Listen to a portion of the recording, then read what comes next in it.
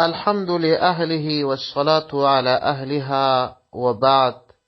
محترم او معزز ورونو، په تیر درس کې مو د قیامت د ورځې لس لوی علامې په څو درسو کې بیان کړلې. په یو درس نه بلکې په څو درسو کې، په تیر درس نه بلکې په تیرو درسو کې. خو بیا هم د قیامت د ورځې اړوند یو څه نورې خبرې هم کوو. د قیامت ورځ په دودیز ډول په قیامت، آخرت او د حشر په نومونو یادېږي.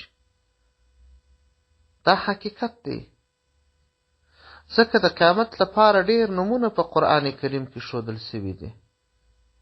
ځینې یې په دې ډول دي: لومړی نوم یې قیامت دی، یعنی ولاړه ورځ. په دغه ورځ به هم ټول خلک و الله جل جلاله ته ولاړ وي، لکه چې الله جل شانه فرمایي: يسأل ایان یوم القیامه.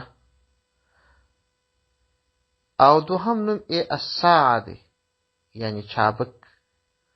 په دې ورځ به هم د ځینو نیکو او سپېڅلو انسانانو حساب ډېر چابک وي، لکه چې الله جل شانه فرمایي: يسألونك عن الساعة ایان مرساها. دی به ستا څخه پوښتنه کوي چې ای محمد صلی الله علیه وسلم، د قیامت ورځ به کله وي؟ دریم نوم یې القارعه دی، یعنی ټکونکې د زړونو. په دې ورځ هم د خلکو زړونه ټکیږي، لکه چې الله جل شانه فرمایي: القارعه ما القارعه وما ادراک ما القارعه. ترجمه یې دا ده: ټکونکې د زړونو، ټکونکې د زړونو څه شي ده؟ ته څه شی علم کړی چې ټکونکې د زړونو څه شي ده؟ څلورم نوم یې حاقه دی. حاقه معنا ثابته.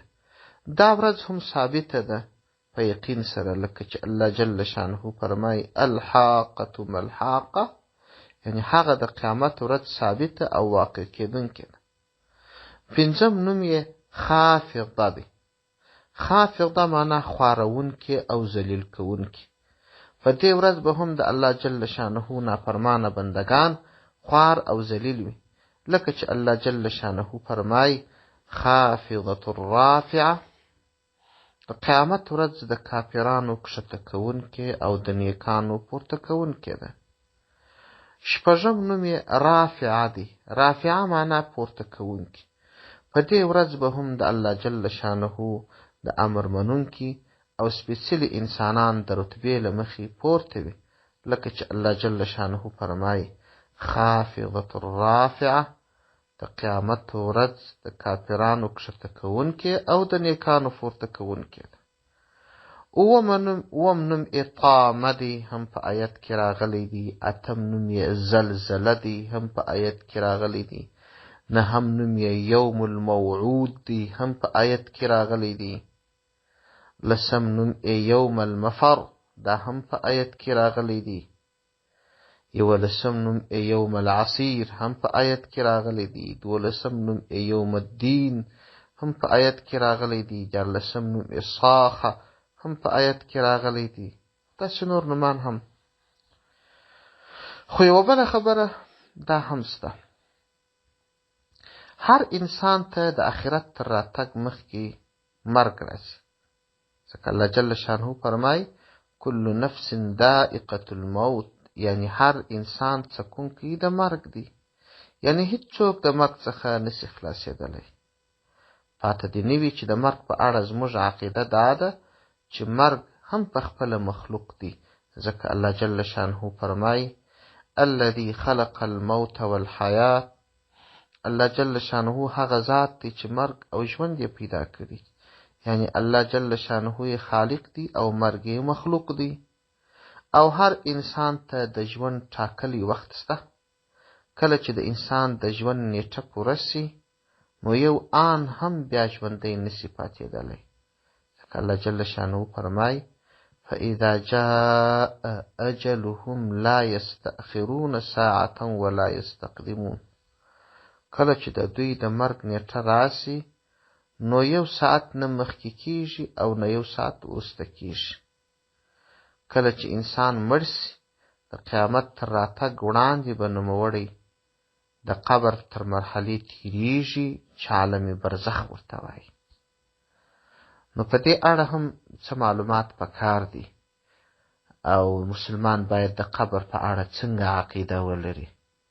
کله چې انسان مړ سي که سپېڅلی مسلمان و، روح یې په ډېره اسانۍ سره وخیږي، اسمانو ته پورته سي، د الله تعالی په امر یې نوم په علیین کې ولیکل سي. او که کافر وي یا سخت ګناهګار وي، نو روح یې په ډېره سختۍ سره خیږي، اسمانو ته چې پورته سي د اسمان دروازه به نه ورته خلاصېږي، بېرته به راوګرځېږي، د مځکې پر یو ډېر تنګ ځای کې به وغورځول سي. کله چې نوموړی کس په قبر کې کښېښودل سي، نو د الله جل شانه په امر به روح بېرته د بدن سره یو ځای سي. دوې ملائکې به ورته راسي چې نکیر او منکر نومیږي. 3 سوالونه ځینې کوي. هغه سوالونه دا دي: ستا رب څوک دی؟ ستا کوم دین و؟ ستا پیغمبر څوک دی؟ که چیرې دغه مړی مؤمن مسلمان و، نو په ډېره سمه توګه جوابونه ورته ووایي. او که کافر و، نو ملائکو ته به په ناخبرۍ سره جواب ووایي. د مسلمان د جواب ویلو سره سم به دته د جنت یو فرش وغوړول سي او د جنت دروازه به ورته خلاصه سي، او کافر ته به دستي د اور یو فرش وغوړول سي. خو دا خبره دې هم یاده وي چې د انسان لپاره د قبر مرحله تېرول لازمي ده.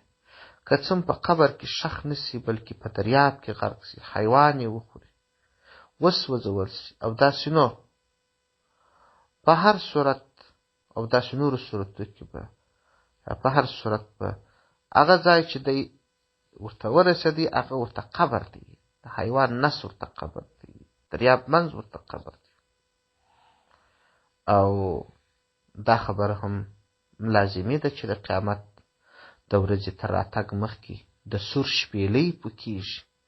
د قیامت ورځ چې منځ ته راځي، لومړی به 2 شپېلۍ اسرافیل علیه السلام پوک کړي. د لومړۍ شپېلۍ په پوکولو سره به د مځکې او اسمانونو ټول ژوندي شیان مړه سي، ان تر دې چې خپله به پر اسرافیل علیه السلام باندې هم مرګ راسي. د 2م شپېلۍ په پوکولو سره به ټول خوځېدونکي شیان د حشر میدان ته ولاړ سي. الله جل شانه فرمایي: ونفخ في الصور فصعق من في السماوات ومن في الأرض إلا من شاء الله ثم نفخ فيه أخرى فإذا هم قيام ينظرون. د سور په شپېلۍ کې به لومړی پوه وکړل سي، د مځکې او اسمانونو ټول اوسېدونکي به بېسده یعنی مړه به سي، د هغه چا پرته چې الله جل شانه اراده کړې وي. بیا به 2مه شپېلۍ پوک کړل سي، نو دوی به انتظار کوي چې څه به راته پیښیږي. او کله چې قیامت سو، د قیامت ورځ راسي، لمر به د یوې نیزې په اندازه وي، خلک به د خپلو اعمالو په اندازه په خلو کې ډوب وي.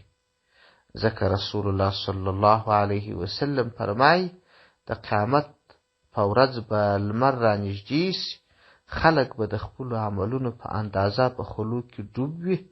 څوک به تر بجلکو په خلو کې ډوب وي، څوک به تر زنګنونو پورې په خلو کې ډوب وي، څوک به تر نامه په خلو کې ډوب وي، او څوک به تر غاړې په خلو کې ډوب وي.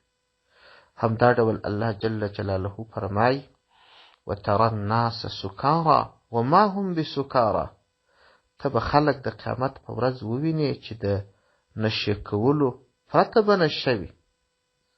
او د قیامت په ورځ باندې یو بل شی چې د عملونو تلل دي، تول او ترازو دي، پل صراط دي. په دې اړه هم مسلمان ته معلومات پکار دي چې د اعمالو ترازو د دې پر وجود به ایمان لري، پر پل صراط به ایمان لري. دا یو واضح حقیقت دی چې د قیامت ورځ خامخا راتلونکې ده. ټول ذی روح یعنې حیوانان ژوند لرونکي به راپاڅېږي، د هر چا سره به د خپل عمل حساب کیږي. د ټولو عملونو پیمانه به په رښتیني ډول سرته رسیږي. پر هیڅ چا به تیری نه کیږي، نه به د چا حق تر پښو لاندې کیږي، او نه به څوک په چم او درواغو ځان خلاصولی سي، ځکه دوی ته ترازو یا تله ایښودل کیږي چې کیفیت او بڼه یې یوازې الله جل شانه ته معلومه ده. ځکه الله جل شانه فرمایي: ونضع الموازین القسط لیوم القیامه، موږ د قیامت په ورځ د انصاف ترازو یا تله ایږدو. په بل ځای کې الله جل شانه فرمایي: فمن ثقلت موازینه فاولئک هم المفلحون ومن خفت موازینه فاولئک الذین خسروا انفسهم فی جهنم خالدون. معنا یې دا ده، د چا چې د نیکو اعمالو تلې درنې سوې، نو دغه کسان هم دوی بریالي دي. د چا چې د نیکو عملونو تلې یا ترازو پلې سپکې سوې، نو دغه کسان هغه کسان دي چې خپل ځانو ته یې تاوان رسولی دی او په دوزخ کې به د تل لپاره وي. او لکه چې ومو ویل، په دغه لویه ورځ کې څوک پر خپلو کړنو باندې منکر کېدای هم نسي، ځکه هر چاته خپل عملنامه ورکول کیږي چې د دنیا ټولې کړنې به پکښې لیکلي وي. په لیکلي ډول به خپلې ټولې کړنې په عملنامه کې وویني او به ووایي، او دی به پخپله ووایي، ځکه الله جل شانه فرمایي: اقرأ کتابک کفا بنفسک اليوم علیک حسیبا. یعنی خپل عملنامه ولوله، نن ورځ تا ته خپل ځان حساب کوونکی بس دی. یو بل شی چې مؤمن مسلمان باید په اړه صحیح عقیده ولري، پولیسیرات دی. پولیسیرات سته. د قیامت په ورځ به ټول انسانان پر پولیسیرات باندې تیریږي. پولیسیرات تر ویشته نازک او تر تورې تیره دی. نوموړی پل پر دوزخ باندې پروت دی، و ټولو انسانانو ته پر دغه پله باندې د تیرېدلو امر کیږي. نیکان خلک به په خوشحالۍ او بریالیتوب سره پر تیریږي، بدکاره او کافران به دوزخ ته ورلویږي. په هر صورت تر دې ځایه پورې د قیامت د ورځې په اړه چې څه معلومات ضرور وو، چې د پنځم صفت سره تعلق لرونکی وو.